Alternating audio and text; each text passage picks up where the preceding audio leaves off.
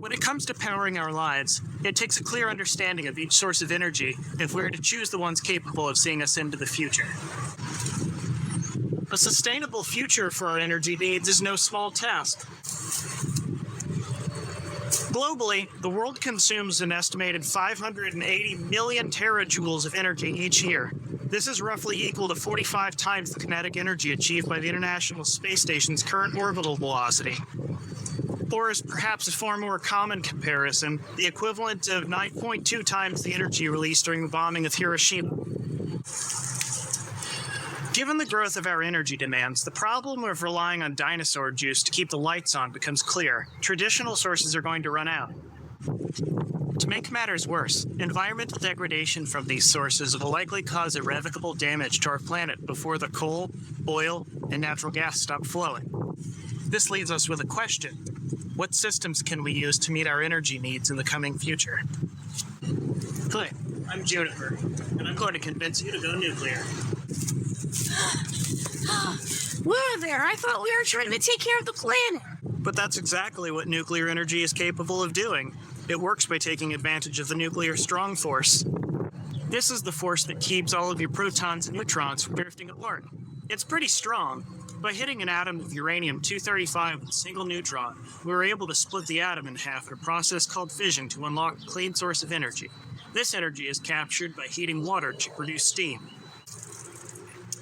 The steam drives turbines just like a traditional source of energy, and the turbines are what keep your lights on and those sweet, sweet TikTok videos coming. How can the stuff associated with three-eyed fish and glowing barrels be clean energy? Easy. There definitely are still barrels of waste, but they don't glow, and the three-eyed fish are just a television trope based on a misconception. If all of the spent nuclear fuel produced in the United States since the 1950s were buried in a single location, it would fill a patch the size of a football field to a depth of about 30 feet.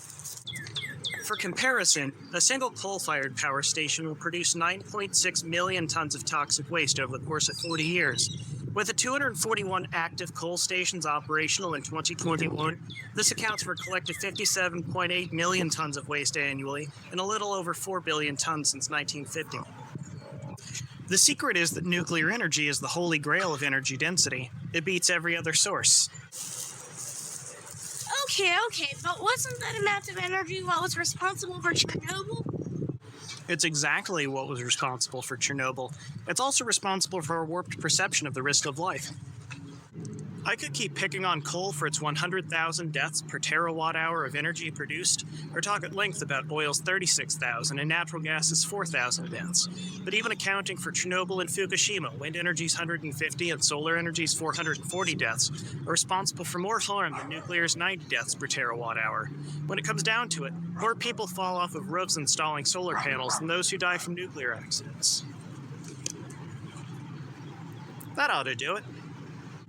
We have learned a great deal about safe and efficient power extraction since the days of Chernobyl, which explains why the capacity factor of nuclear reaches 90% efficiency. Compared to hydro's 38%, wind's 32%, and the 19% from solar panels, it's no surprise that the geographic footprint of renewables remains colossal. You can take my wind turbines and solar panels over my cold, dead alternative energy tax credits. Actually, my next point was going to be talking about how nuclear and renewables can work together. Go on. Solar, wind, hydro, and geothermal are all excellent candidates for clean sources of energy, but not without their downsides. Hydro is the superior choice when the natural topography of the Earth allows dams to take advantage of flowing water, but we can't turn all of our land into reservoirs. We'd have nowhere to plant our crops, and I'm not a very strong swimmer. Hydro is best situated when we use what's already in place to our advantage. Geothermal is a great idea for individual heating and cooling needs, but we're only reducing our energy demands with heat pumps, not taking on the energy bills comparable to orbital velocities. This leaves wind and solar. Wind and solar are the rock stars of green energy, but they come with a dirty secret. They both must rely on the base load provided by natural gas when the breeze and sunshine are off the clock.